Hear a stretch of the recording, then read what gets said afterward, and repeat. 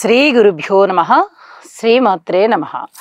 మా భక్తి టీవీని ప్రోత్సహిస్తున్నటువంటి మా ప్రేక్షకులందరికీ ధన్యవాదాలు తెలియజేస్తూ 17 ఆగస్టు 2025 నుంచి 23 ఆగస్టు 2025 వరకు గల కాలానికి రాశి ఫలితాలు తెలియచెప్పుకుందాము. ముందుగా గ్రహస్థితులు.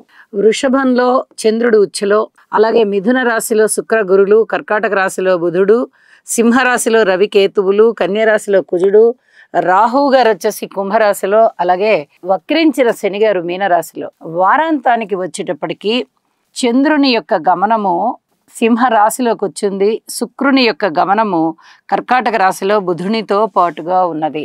ఈ రెండు గ్రహాలు కూడా మార్పు చెంది ఉన్నాయి. ఇక గ్రహ సమ్మేళనాల విషయానికి వస్తే గురు శుక్రుల యొక్క కలయిక చాలా అద్భుతమైనటువంటి ధన యోగాలను ఇస్తుంది.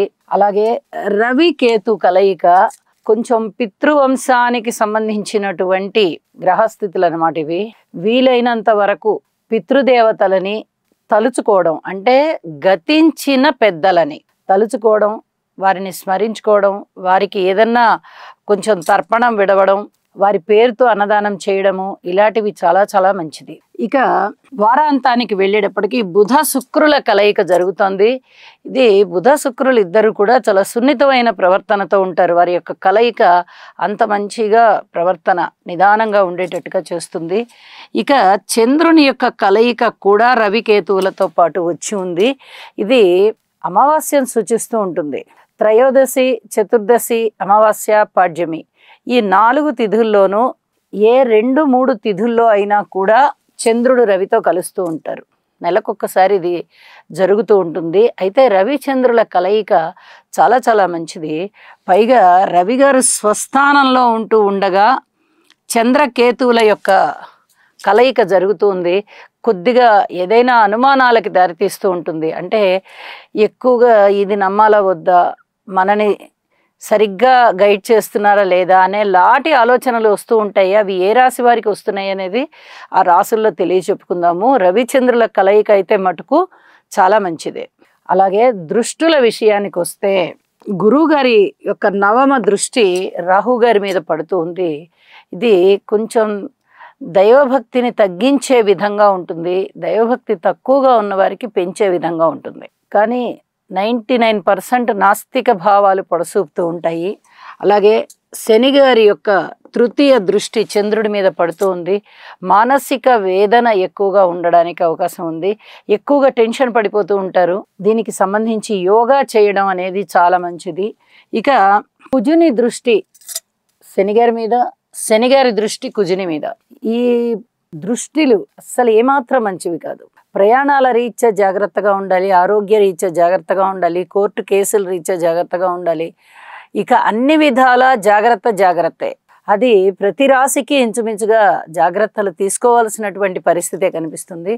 కాబట్టి ఈ శని కుజ స్తోత్రాలు తప్పనిసరిగా చదవండి. అలాగే రవి కేతు రాహు ఈ స్తోత్ర పారాయణాలు కూడా తప్పనిసరిగా ప్రతి మనిషి పారాయణ చేయడం అనేది చాలా చాలా మంచిది. గ్రహస్థితులు ఈ 4 గ్రహస్థితులు అంతగా బాలేని కారణం చేత. అలాగే యోగా చేయండి, మానసిక స్థిమితం కూడా ఉంటుంది అని చెప్పి తెలియజేస్తూ, ప్రతి రాశికి ఇంకా ఏమైనా పరిహారాలు ఉన్నాయా అనేది ఆ రాశికి చేసే వీడియోలో తెలియచెప్తాను. రాశి వివరాల్లోకి వెళ్దాం. మేషరాశి.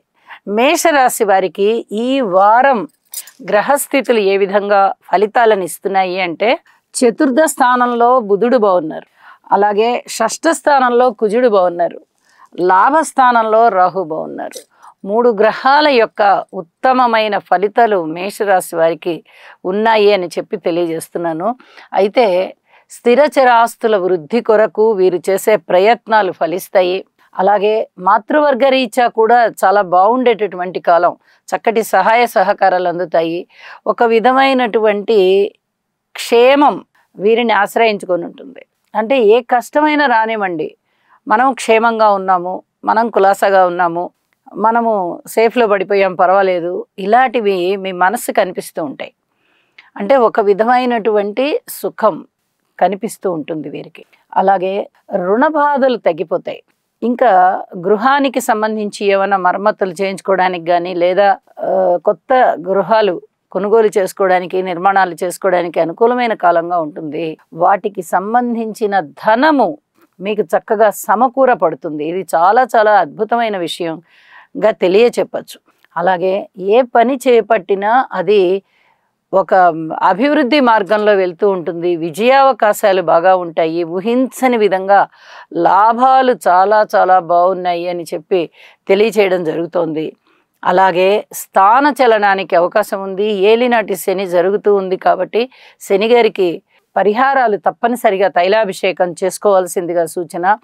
అలాగే కుటుంబములో ఏదైనా ఇబ్బందికరమైనటువంటి పరిస్థితులు ఉండడానికి అవకాశం ఉంటుంది. ముఖ్యంగా అనైక్యత. అయితే ధనము విషయంలో మటుకు కుటుంబ సభ్యుల్లో ఒకరికి బాగా మంచి ధన ఆదాయం పెరుగుతుంది. అలాగే మేషరాశి వారికి కూడా ధన ఆదాయం చాలా చాలా బాగుంది అని చెప్పి తెలియజెప్పచ్చు. అన్నదమ్ముల సహాయ సహకారాలు తక్కువగా ఉన్నాయి. సంతాన రీత్యా కూడా పూర్తి ఓర్పు కలిగి ఉండవలసినటువంటి కాలంగా తెలియచెప్తూ ఉన్నాను. ఇక ఏదైనా వివాహాది శుభకార్యాలు కుదురుతాయా అంటే కొంచెం ఆలస్యం అయ్యేటటువంటి పరిస్థితి కనిపిస్తోంది. అలాగే విద్యార్థులకి చాలా బాగుంది. వ్యాపారస్తులకి కొంచెం ఓర్పు పట్టి ఉండవలసినటువంటి కాలము. రాజకీయ నాయకులకి కూడా అలాగే ఉంది. ఇక దూర ప్రాంత ప్రయాణాల విషయంలో మీకు అనుకూలమైనటువంటి ఫలితాలు రాబోతున్నాయి.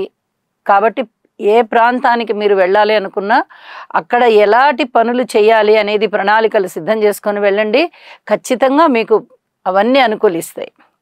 అలాగే పితృవర్గ రీత్యా అనుకూలమైన కాలం అంతగా లేదు. కార్మికులు, కర్షకులు, నేత పనివారు, చేతి పనివారు ఇత్యాది వారికి కూడా శారీరక శ్రమ పెరగబోతోంది. అలాగే ఉద్యోగ జీవితంలో కూడా ఓర్పు కలిగి ఉండండి. ఇది చాలా చాలా చెప్పదగినటువంటి సూచనగా తెలియజేస్తున్నాను.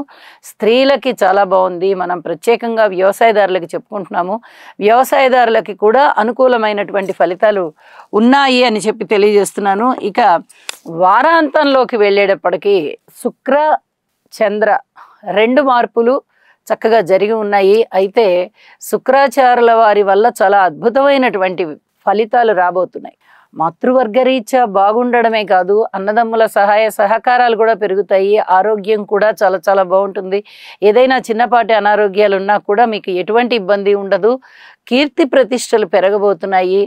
చక్కగా సుఖవంతమైన జీవితము అలాగే కంటిన్యూ అవుతుంది కొన్నాళ్ల వరకు. అనుకూలమైనటువంటి ఆలోచన విధానం చేసుకుంటారు. ప్రతి దానికి ఏ సమస్యకైనా ఈ రకంగా ఆలోచించుకుంటే బాగుంటుంది అనే ఆలోచనలు చాలా చక్కగా స్పష్టమవుతూ ఉంటాయి మీకు. వాటన్నిటినీ ఆచరణలో పెట్టడానికి ప్రయత్నం చేస్తూ ఉంటారు. కొత్త కొత్త కార్యక్రమాలు ఏవైనా ప్రారంభించాలి అనుకున్నట్లయితే కొద్ది కాలం వాయిదా వేయండి. ఈ వారాంతం నుంచి అయితే బాగుంది. అయితే మీ జన్మజాతకాన్ని బట్టి కూడా ఒక్కసారి ఎప్పుడు ఈ పెద్ద పెద్ద ప్రాజెక్ట్స్ మొదలు పెట్టుకోవచ్చు అనేది ఒకసారి మంచి రోజు చూపించుకొని మొదలు పెట్టించుకోండి. ఇక అన్ని విధాలుగాను బాగుంది అని చెప్పి తెలియచేస్తూ ఉన్నాను. ఇక మిగతా గ్రహాల వల్ల అంతగా ఉపయోగకరమైనటువంటి ఫలితాలు అయితే కలగబోవడం లేదు. ఈ కుజ శనుల యొక్క స్థితి అస్సలు ఏమీ బాగలేని కారణం చేత చెప్పిన పరిహారాలు తప్పనిసరిగా పాటించండి. శుభం.